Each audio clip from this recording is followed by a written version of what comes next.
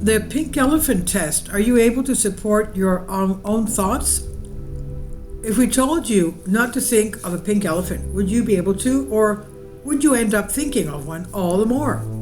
Derek Arnold and Lauren Boyer said this quote from Kurt Siodmak's 1974 novel City in the Sky describes how hard it can be to suppress our thoughts. Don't think of a pink elephant has become a classic example of how difficult it can be to intentionally avoid visualizing. Research suggests many of you, having read about a pink elephant, will have imagined seeing one.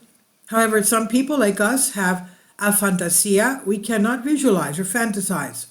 So we are a little confused at the idea other people can imagine seeing things that are not there. In a new study, we have found evidence that pink elephant problem is not universal. Some people, including people with aphantasia, can block involuntary visual thoughts from their minds. What is aphantasia? People with aphantasia cannot voluntarily imagine seeing things in our mind's eye. So if you ask us not to think about a pink elephant, we won't visualize one because we can't. Aphantasia is typically described as a deficit. When people first learn they have aphantasia, they are often upset as they realize other people can do things they cannot. It might be nice to imagine seeing the characters described in a book, for example, or to visualize an absent loved one. However, deficits are often balanced by benefits.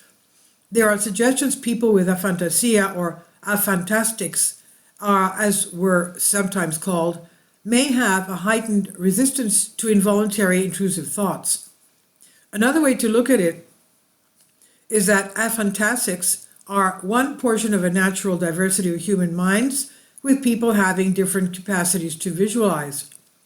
Where aphantastics have no capacity to visualize, most people would have an average ability, and a small number of people would have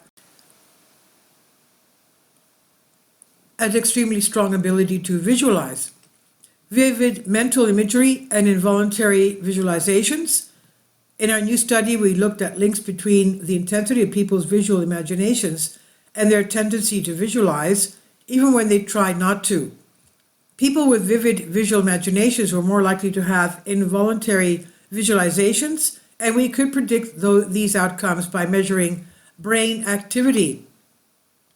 Some people might enjoy being able to imagine seeing detailed scenes whenever they wish. However, this seems to come at a cost of not being able to shut down these experiences. Most people have less vibrant imagery, but they seem to be more able to suppress these thoughts. Do aphantastics have peaceful minds? Aphantastics are unlikely to have involuntary visualizations. Does that mean that they have peaceful minds? In our study, people who reported having weak imagery were less likely to imagine seeing things they were trying not to think about. However, they were more likely to report mind wandering. If this describes aphantastics, instead of visualizing things we are told not to think about, we may turn our minds to other thoughts, such as what's for dinner. So we would not have more peaceful minds, just a resistance to think about things we are trying to put out of mind. If aphantastics do not visualize, do they have daydreams? From our own experience, we can confirm at least some aphantastics have minds that wander, but when our minds wander, neither of us imagine seeing things. Our experiences are different.